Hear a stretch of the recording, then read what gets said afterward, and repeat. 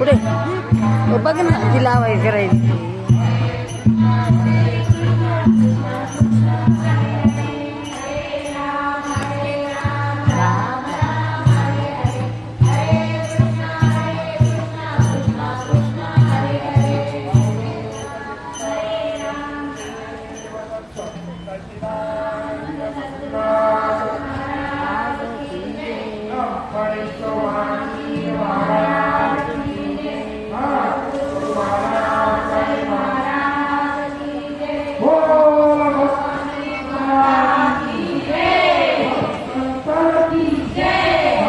टाकीत होती ना बघ त्याच्यावर बिनकामाचं मला तरी इथं कटळ आहे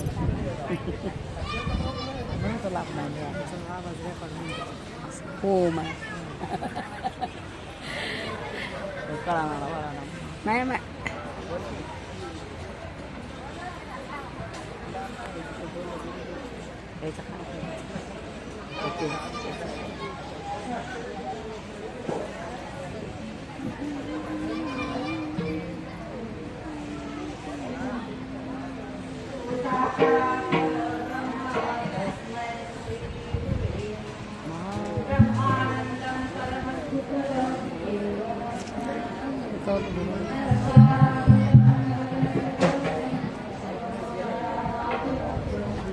डिक्की बशी देऊन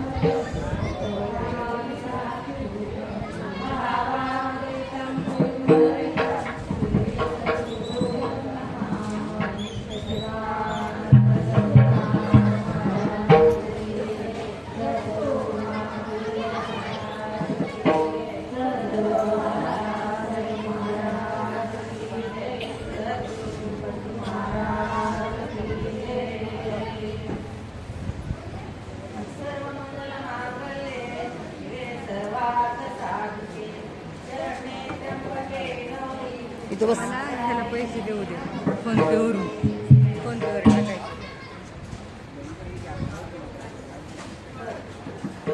दरवर्षीप्रमाणे याही वर्षी कसं आहे नवरात्र उत्सव वन करतात राजे संभाजी चित्रमंडळ हे गेल्या 35 वर्षापासून काय करतात नवरात्र उत्सव साजरा करतात आणि आता हे 36वं वर्ष आहे म्हणजे 3 चौक पूर्ण झाले एका 5 ते 36 तर 3 चौक पूर्ण झालेले आहेत आणि आपणही त्यामध्ये सामील आहोत तर जसं आता हा देह 1996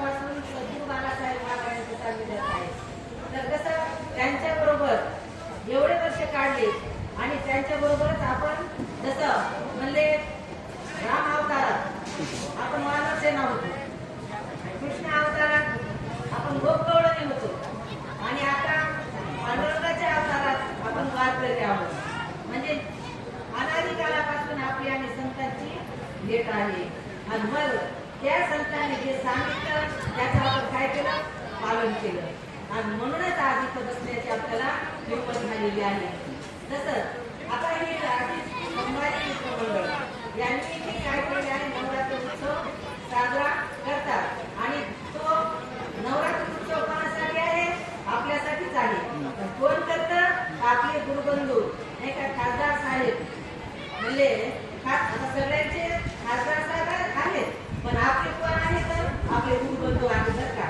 आणि हे आपल्यासाठी एवढा हा कार्यक्रम भव्य आणि दिव्य असा कार्यक्रम ठेवतात आणि आपल्यासाठी पाणी केवढा मंडप टाकलेला आहे पाळा बसायची व्यवस्था पाणी होतच राहतात किती व्यवस्था चांगली केली नाही का आणि तसंच क्रांतीताई आपल्या खासदारताई त्यांनी सुद्धा आपल्यासाठी काय करतात हा एवढा उत्सव ठेवतात नाही का आणि आपल्याला प्रेमानं आदरानं आपुलकीनं आपल्या सन्मान देतात आपल्याला तसं मग आपणही काय करायला पाहिजे आपल्यासाठी एवढा मंडप भव्य दिव्य तयार केलेला आहे त्याचा आपण एक फायदा घ्यायला पाहिजे नाही आपण त्याचा फायदा घ्यायला पाहिजे आणि भेटतही आणि आपण कसं करतो दरवर्षी आपण काय आवाज नवरात्राची वाट पाहतो कारण दरवर्षी आपल्याला माहिती महालक्ष्मी झाल्या नाही कळत मला आपला सण आला त्या लक्ष्मी उठल्या मोबाईल जास्त तिथं आपण आनंदानं 7 दिवस इतक्या आनंदानं नाचतो, बागडतो, गातो. आणि बरं इथं सगळंच आहे बघा. आता हे ज्ञानदान आहे, पुन्हा अन्नदान आहे आणि पुन्हा वस्त्रदान आहे. तिन्ही पण इथं आहे बरं का. कशाची तरी काही कमी आहे का? मग जसं माहेरी गेल्यानंतर काहीच करायचं नसते, तसं हे आपलं कसं आहे ते माहेर घर आहे बरं का. आणि इथं आल्यानंतर कशाची कमी नाही, फक्त नाचायचं, बागायचं, आनंद घ्यायचा. कारण आताच महाराजांनी सांगितलं, आनंदाचे डोळे आनंद तरंग, आनंदाची अंग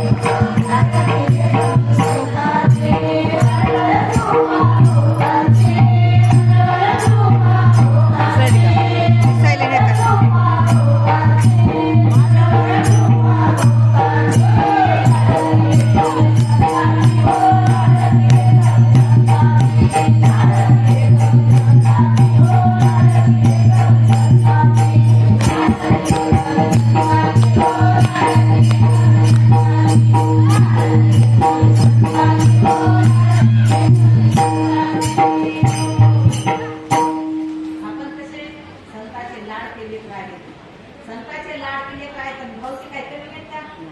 खरोखर खासदार साहेबांच्या सुद्धा आपण लाडच्या बहिणी आहोत, म्हणून ती आपल्यासाठी एवढा कार्यक्रम करतात आणि आपण लिहायचा. तर आपण आपल्या आज नवरात्र उत्सव सुरू झालेला आहे आणि नवरात्र उत्सवचा जसं पहिला दिवस आहे आणि पहिली माळ आहे नाही का. आणि मग त्या पहिल्या दिवसाच्या दिवशी माझ्याकडं सद्गुरू महाराजांनी काय केले, ही कीर्तन प्रवचन वृत्ती सेवा माझ्याकडे आपल्याला कीर्तन करायची सवय ते तोंडात कीर्तनच येते. प्रवचन वृत्ती सेवा, कीर्तन काय प्रवचन काय सगळं एक काय बघा. पण कीर्तन उभा फाकून असते, प्रवचन बसून असते, त्याच्यामुळे कसं वेगळं वाटतं. मग ही प्रवचन वृत्ती सेवा सेवेसाठी घेतलेली ओवी. आता कीर्तन म्हणलं की अवघड घ्यावं लागतं आणि प्रवचन म्हणलं की ओवी घ्यावं लागतं. तसं आपल्याला आता काहीच करत नव्हतं, पण या मोठ्या मोठ्या वयोवृद्ध, तपोवृद्ध, ज्ञानवृद्ध आपले पाठीमागे बसलेले, पुढं बसलेले, सगळीकडे कसं आहे, इकडे चारी बाजूला आपले कसे सगळे संत मंडळी बसून द्यायला का. मग त्याच्याकडून आपण शिकायचं नाही का. आणि त्यांनीच आपल्याला शिकवलं बनलं का. काही कळत नव्हतं या ज्ञानी जीवाला, पण संत संगतीत आल्यानंतर मात्र सगळं आपल्याला त्यांनी शिकवलं आणि आपण त्यावर आवडही झालेलो आहोत बरं का. किती वेळ घ्यायचा इथं फोन आला होळी आहे तर ती ज्ञानेश्वर महाराजांचं तसं द्यायचं करायला सांगितलं. हो बघ ना. अध्याय 3 आहे आणि ओवी क्रमांक 81 आहे. ही ओवी म्हणजे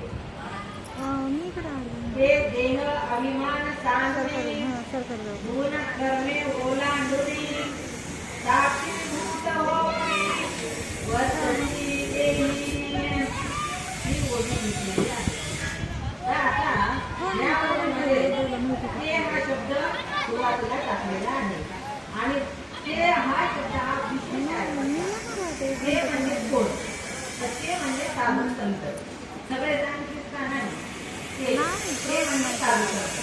साधू संत कसे असतात म्हणजे देह अभिमान सांगणे गुण करणे ओलांडणे साक्षी भूत होऊनी वर्तती देही. मग संत कसे असतात या ओळीतून महाराज सांगतात.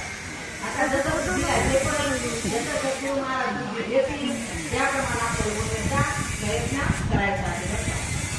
अर्थात अर्थ आहे असं काही नसतं. प्रत्येकाच्या बुद्धीला बंद करता येत नाही तुला, बंद करता येते नाही. थोडं घेतो, ते खातात थोडं घेतो. तसं या बुद्धीनं काय आता भ्रमण केलेलं आहे ते आणि या देहानं कसं अनुभव झालेला आहे ते हे आपला अनुभव आहे. आता इथं कसं असते हे प्रवचन कीर्तन काहीच नसतं काही, हे आपला अनुभव आपल्याला सांगायचा असतो. आपण कुठपर्यंत गेलो आहोत हे सद्गुरूला कळत असते. म्हणून आपली ही परीक्षा असते आणि या परीक्षेमध्ये आपल्याला किती मार्क देणार आणि काय मार्क देणार हे बसलेले श्रोते देत असतात बरं का. म्हणून संत कसे असतात ते देह अभिमान सांडवणे. ते काय करतात या देहाचा अभिमान सांगतात. आता या देहाचा म्हणजे कोणत्या देहाचा तर 3 देह आहेत. स्थूल देह, सूक्ष्म देह, कारण देह नाही का. 3 देह आहेत. 3 देहाच्या अवस्था आहेत जागृत, स्वप्न, सुषुप्ती नाही का. म्हणून देह अभिमान. आता अभिमान किती आहेत 3 देहाचे 3 अभिमान नाही का. विश्व अभिमान, तेजस अभिमान आणि प्राज्ञान हे अभिमान्य आहेत. मग याच्याही पलीकडे संत असतात. म्हणून देह अभिमान सांडूने गुण करणे ओलांडूने. आता गुण 3 गुण आहेत. तमोगुण आहे, रजोगुण आहे, सत्वगुण आहे. त्याच्याही पलीकडे संसार करतात. मग 3 म्हणजे 3 गुण बघा देह अभिमान सांडून गुण करणे ओलांडूने. आता कर्म कसं असते ज्या काही आवश्यक कर्म असतात आणि कर्म कोण करत असतं तर हे अंतःकरण. 5 ज्ञानेंद्रिय, 5 कर्मेंद्रिय आणि 4 अंतःकरण. त्या अंतःकरणाचे कर्म होत राहतात. सूक्ष्म देह आहे त्या सूक्ष्म देहात कर्म होत असतात. पण सूक्ष्म देहाला कर्म करता येत नाही कारण ते निर्गुण आहे बरं का. त्याला हात, पाय, कान, नाक, डोळे काहीच नाही. हे कोणत्या देहाला आहे स्थूल देहाला. मग महाराज म्हणतात सूक्ष्म देह कोणाच्या हाताने करून घेता येत नाही स्थूल देहाच्या. मग ते त्याच्यापेक्षा वेगळे झाले का नाही. मी केलेही नाही, मी दिलेही नाही. मी अभोक्ता आहे, अकर्ता आहे. मी काही केलं नाही, मी काही दिलं नाही, मी काही घेतलं नाही, मी पाहिलं नाही. आता इथे कीर्तन तरी केलंय काय मग तिथं नाही केलं नाही. वर करायला ते स्थूल देह बसलेला आहे. सूक्ष्म देह ही वाणी बोलायला लागलेली आहे. तर आपण त्याचे रस्ता साक्षी त्याला पाहणार आहोत. म्हणून गुण करणे ओलांडूने तसंच म्हणजे साक्षी भूत होऊने. मग संत काय करतात साक्षी पाहणारा राहतात. हे इंद्रिय काय करायलेले ते पाहणारा कोण आहे साक्षी आहे. तो आतमध्ये बसलेला आहे. म्हणून साक्षी भूत होऊने. आता भूत म्हणल्यानंतर कोणते भूत आहेत आता हेच भूत आहे नाही का. हे पंचमहाभूताचं शरीर आहे. म्हणून तर महाराज म्हणतात जे जे देखील भूत ते ते मानिजे भगवंत आयसा भक्ती योग पंथ जाणतो. मग आपल्याला सुद्धा काय केले तुम्हाला देव पहा वाटत नसत नाही का. वाईट बुवा तर पाहायचंच नाही आपल्याला नाही का. कारण महाराजांनी काय केलेलं आहे आपल्याला साधू म्हणून आपल्याला बोध केलेला आहे. नेहमी महाराज म्हणायचे आपले साधूला बोध आहे तर स्त्रीला नाही आणि पुरुषालाही नाही. मी तुम्हाला स्त्री आणि पुरुष या भावाला कधी पाहत नाही. मी तुम्हाला कसा पाहतो साधू म्हणून. आणि म्हणूनच आपल्याला बोध झाला बरं का. साधू बोध झाला म्हणून या ठेला ठाईच मुराला अनुभव. मग अनुभव आले अंगात आणि मग जगा सांगत असे. मग आता आपल्याला आपला अनुभव सांगायचा असतो बरं का. म्हणून म्हणे गुण करणे ओलांडूने साक्षी भूत होऊने आणि वर्तती देही. आता वर्तती देही म्हणजे आता हे जगात आता साधू संत भरपूर आहेत. आता सगळे साधू संतच आहेत बरं का. पण हे आपल्याला आहे बाकीच्या आता मंडपात जेवढे बसलेले तेवढे काय हे सगळे साधू आणि संत दिसतात. पण मंडपाच्या बाहेरचे जे कोणी आहेत त्यांना काय दिसत स्त्री आणि पुरुष. याच्याशिवाय दुसरं काय दिसणार आहे. त्यांना काय काम आहे तेवढंच काम आहे त्यांना नाही का. आणि हे आपण जसं परमात्मा चालू तसं आपण ऐकतच राहिले. पण आपण ते ऐकायचे का नाही. तसंच मुंडे महाराज आपल्याला शिकवत होते काय गवळणी भांडवल अभंग कसे म्हणायचे चांगली हे शिकवायचे. मुंडे महाराज मी पाहायचे पण मला दिसतच नाही. तसंच म्हणले विवेक महाराज ते सुद्धा आलेले नाही. मग येतील आता थोड्या दुसऱ्या सेवेला येतील. मग आपल्याला मुंडे महाराजांनी सुद्धा किती शिकवलं खूप शिकवलं आपल्याला. आणि त्याच्यापासूनच आपण शिकलो. पहा ज्ञानेश्वर महाराज म्हणजे आपले बाळासाहेब महाराज कौ नाही का. सोपान महाराज म्हणजे आपले मुंडे महाराज. आपल्याला सोपा करून सोडलं ते नाही का. परमात्मा सोपा करून ठेवला कारण आपल्याला जे काहीच येत नव्हतं पण त्यांनी आपल्याला सोपं करून ठेवलं. उमागिरी महाराज निवृत्ती महाराज नाही का. आणि ह्या सगळ्या बसलेल्या मुक्ताबाई, तीच मुक्ताबाई बरोबर. मग असं आपल्याला करून ठेवलेलं आहे. मग आता मळमळ व्हावं का? मळमळ कधीच होत नाही. बायाला म्हणलं आता आपण म्हणतो ना, तुम्ही काय बाया आहेत का हो, तुम्ही साधू येतं कशाच्या आम्ही साधू, कशाच्या मुक्ताबाई, कशाच्या जनाबाई. मग काय तिथंच गेल्यानंतर मुक्ताबाई जनाबाई होते का? संतांच्या संगतीत आल्यानंतर आपण सारिके तरी तिचा काळ नाही, काळ वेळ तया गाठी. संत काय करतात? आपल्यासारखंच करतात. म्हणून जसं म्हणले लोखंडाला बरीच लागल्यानंतर ते सोनं होते का नाही, तसं हे लोखंड होतं, लय गंजलेलं होतं, लय राग येत होता, लय असं वाटत होतं. थोडस कोणी बोललं, त्याने एक शब्द बोलला ते 10 शब्द बोलून गेले. पण ज्या दिवशी सद्गुरू महाराज भेटले आणि ज्या दिवशी सद्गुरू महाराज भेटले त्या दिवशी सिंहाचा दृष्टांत भावना ऐकला. म्हणजे भावना आपल्याला श्रवणात सिंहाचा दृष्टांत सांगितला. त्या दिवशी कळालं, अरे आपण तर मेंढा म्हणून जगू लागलो आणि गुरगुरच करू लागलो, इकडे तिकडे कुठं घालू लागलो नाही का. पण तसं नाही. महाराजांना आपल्याला काय केलं? सिंहासारखं जगायचं शिकवलं. तसं आता आपण सिंह म्हणूनच जगायचं. आता सिंह म्हणून जगायचं म्हणजे काय डरकाळ्या पडायच्यात का? नाही. नम्र झाला होता तेने कोंडिले अनंता. ज्या दिवशी सद्गुरू महाराजांना जन्म दिली त्या दिवशी नम्रता आली जातात. तोपर्यंत नम्रता नव्हती. आणि मग ज्यावेळेस पाहुणे रावळे गण भूत इकडं तिकडं गेल्यानंतर सगळे म्हणायला आले, का ग तू आता खूपच शांत झालीस, काहीच बोलायला झाली तू, आता काय बोलावं? आता सुद्धा ना बोला वाटत नाही बरं का. ज्या दिवशी सद्गुरू महाराजांचे चरण धरले त्या दिवसापासून आपल्याला तिकडे तिकडे जायची गरजच पडली नाही. कुठेही जरी जायचं असलं तर आपल्याला पहा अभंग लिहून घेतलेले. तुम्हाला आता सगळ्याला हे जे श्रोते आहेत समोर बसलेले 2-4 ते आपले रोजचे का. मग त्यांना माहिती वह्या सोबतच असतात. कुठेही गेले की आपली वही सोबतच असते. एक वही पंचीकरण विचार सागर, एक ज्ञानेश्वरीतल्या ओव्या आणि एक आपल्याला तर तुम्हाला माहिती गवळण आणि भारत लयच आवडते. त्याच्याशिवाय आपल्याला करणारच नाही. मग त्या आपल्यावर वह्या काय करायच्या पर्समध्ये ठेवायच्या. गाडीचं जसं कुठं प्रवासही करू लागलं, कारण आपल्याला प्रवासात सुद्धा म्हणून तेच शिकवले. ज्यावेळेस आपण 4 धाम केले भाऊ सोबत, आता आपल्याला कसं महाराज मला वाटत नाही आणि संत तर आहेतच ना ते. मग आता आपल्याला काय भाऊ म्हणल्यानंतर कसं कृष्ण परमात्मा दिसतो बरं का आपल्याला.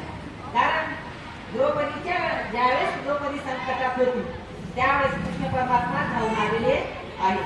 तसं या सुद्धा द्रौपदी काय होत्या? संकटात पडलेल्या होत्या. तर त्यांना सुद्धा त्या सद्गुरू महाराजांना म्हणजे आपल्या मम्मी काय केलं? आपल्याला मुक्त केलं नाही का. मुक्त होता परी बळी झाला बद्ध घेऊन या छंद माझे माझे. हे जीव काय करू लागला? माझं म्हणू लागला आणि म्हणून चिड येत होती बरं का. माझं हे घेतलं, माझं ते कुणी घेतलं, हे हरवलं ते हरवलं नाही का असं वाटत होतं. पण आता काही जरी गेलं आणि किती जरी गेलं आणि कसंही जरी गेलं तर आता त्याची पर्वा आहे का? नाही ना. कळलं ना हे नाशवंत आहे म्हणून नाही का. या देहाला किंमत नाही दिल्यानंतर समोरच्या देहाला कोण किंमत